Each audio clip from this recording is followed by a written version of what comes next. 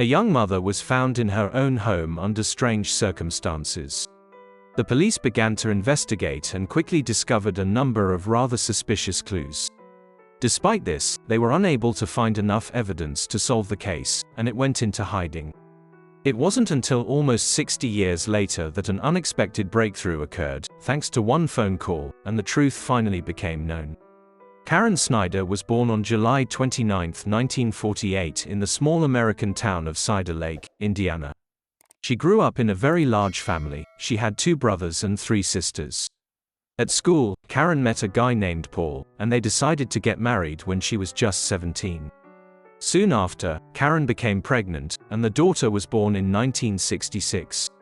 Despite the fact that Karen was only 18 at that time, she, like her husband, was ready to start her own family. They moved to a town called Calumet, which was located in the neighboring state of Illinois, and where Paul's parents lived at that time.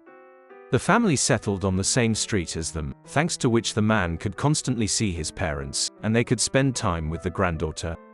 Calumet, with a population of about 25,000 residents, was located in the suburbs of Chicago and was considered a very safe place to live.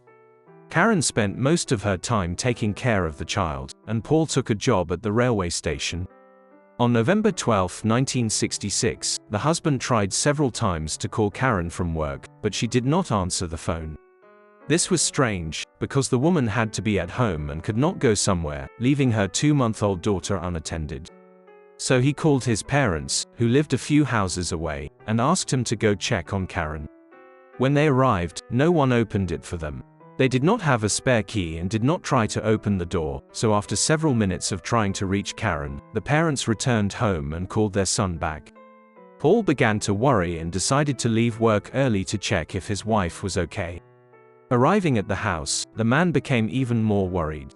He saw that the porch light was turned off and the blinds on the windows were drawn tightly. This was unusual because when he worked the evening shift, Karen always left the porch light on for him.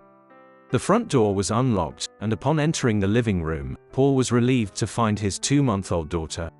She slept peacefully in the playpen next to the working TV.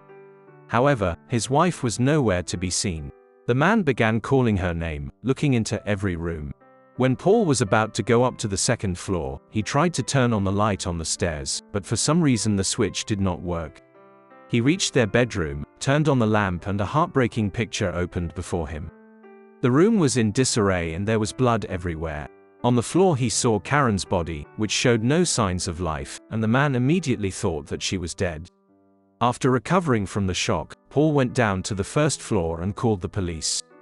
After that, he took his daughter and ran out into the street with her. While he was waiting for the police and ambulance to arrive, his parents came outside and saw their son crying and asking for help.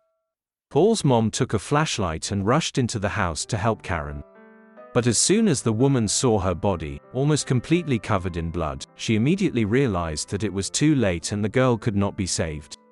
Soon after, paramedics and police arrived. The doctors could only confirm Karen's death. Investigators began examining the crime scene. They found shallow nicks in the lock of the home's back door, consistent with an attempted break-in.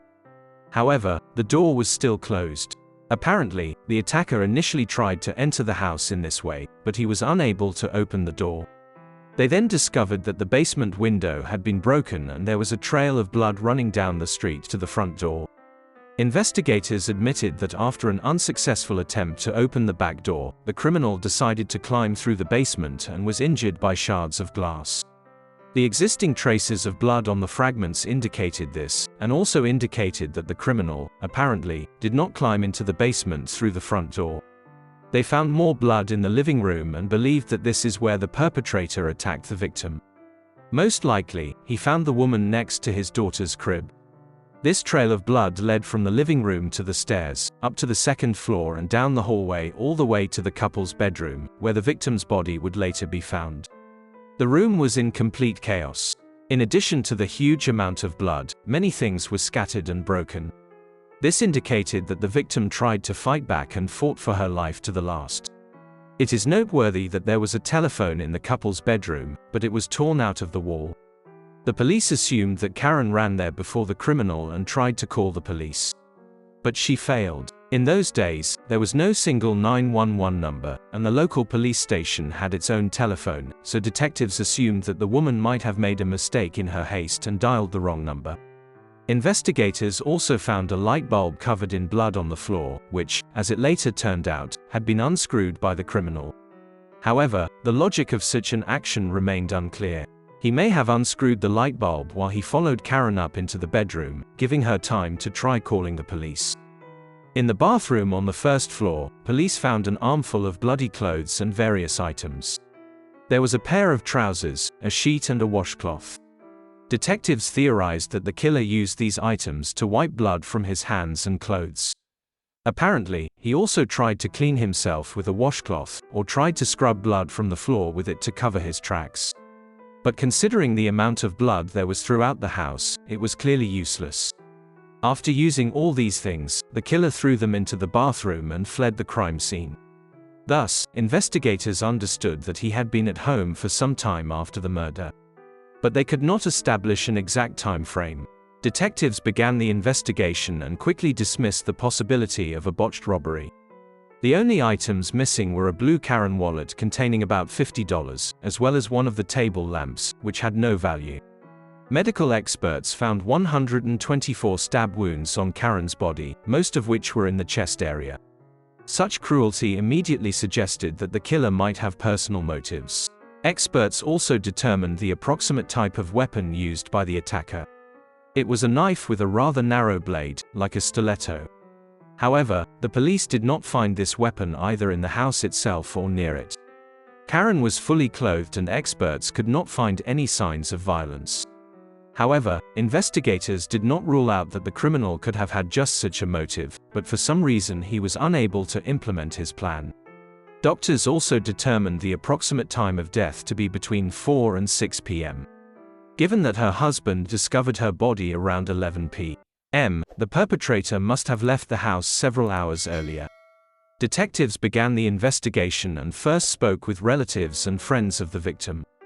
According to Paul's mother, Karen mentioned that she was afraid of living in this house and wanted to move to Indiana to be closer to her parents. Investigators were unable to find out the reasons for this fear. The neighbors also shared an interesting observation: the dog, which usually barked at any slightest noise, did not speak that evening. No other leads could be found, and the police focused on the victim's husband. As often happens in these types of crimes, the police always consider the murdered woman's husband as the first suspect.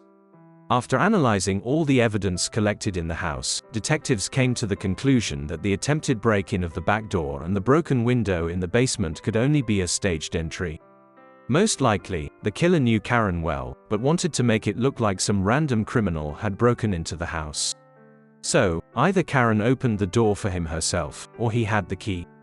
Investigators began questioning Paul while trying to find out whether he had the opportunity to commit this crime. The police assumed that he could have killed his wife before leaving for work, since the man had an evening shift that day and left home after lunch. They also checked whether he was at work for the entire shift, or whether he was away somewhere. Paul denied any involvement in the murder, but police continued to consider him as the main suspect.